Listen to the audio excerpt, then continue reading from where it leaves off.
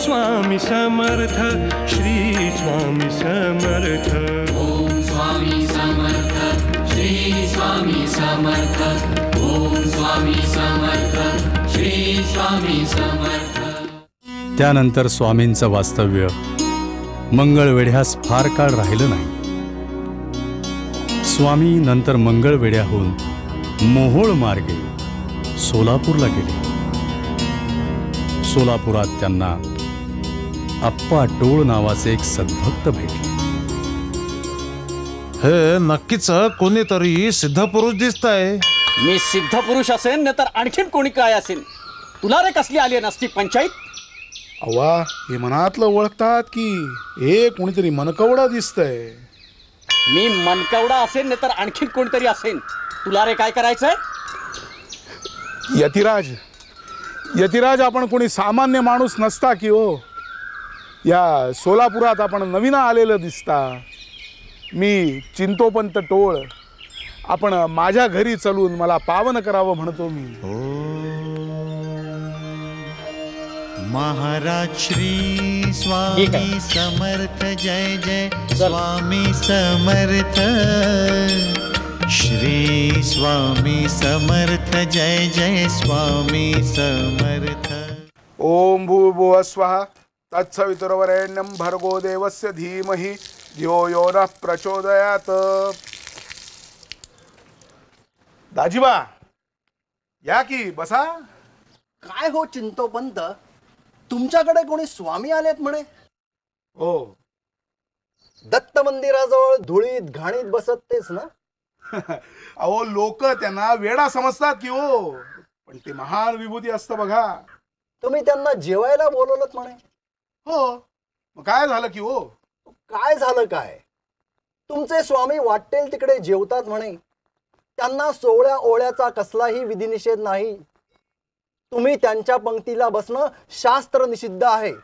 पण बाप्पा मग आता काय करायचं ते सांगा की हो।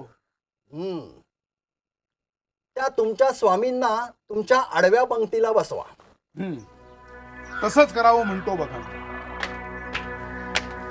स्वामी, स्वामी कुठे निघाले असते? जिथून आलो होतो तिथेच। स्वामी जेवून जावं? नाही, तुझ्या मनात विकल्प आला। आता आम्ही तुझ्या घरात जेवणार नाही। स्वामी, स्वामी, स्वामी क्षमा करा ना, आमची भक्ती कच्ची असते स्वामी। स्वामी जेवून जावं, स्वामी जेवून जावं।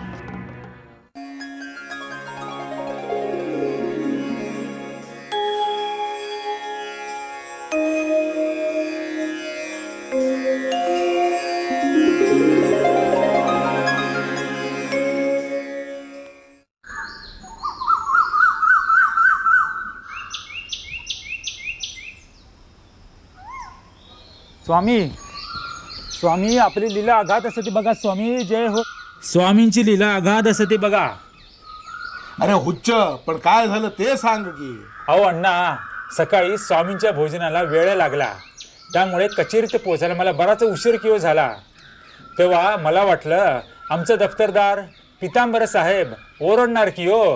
ते तुमचं ते कोण साहेब गोल्डफिंच, ते पण तापटच असतं की। अहो तेच तर म्हणतोय मी। मला कचेरीत पोचायला चांगलं 11:30 वाजलं। मी सर हेडकर साहेबांकडे गेलं आणि त्यांची क्षमा मागितली, तर ते कसं म्हणतंय, क्षमा कसली मागता तुम्ही तर माझ्या आधी येऊन रजिस्टर मध्ये सही केली की हो। काय सांगतोस काय? अहो खरंच की हो, ही सगळी स्वामींचीच कृपा। जय स्वामी, जय स्वामी। स्वामी तुमची लीला अगाध असता। स्वामी, अक्कलकोटचे श्रीमंत शहाजी भोसले यांनी त्यांच्या संस्थानात कारभाऱ्याच्या पदासाठी मला नोकरीला बोलावलं असतं स्वामी।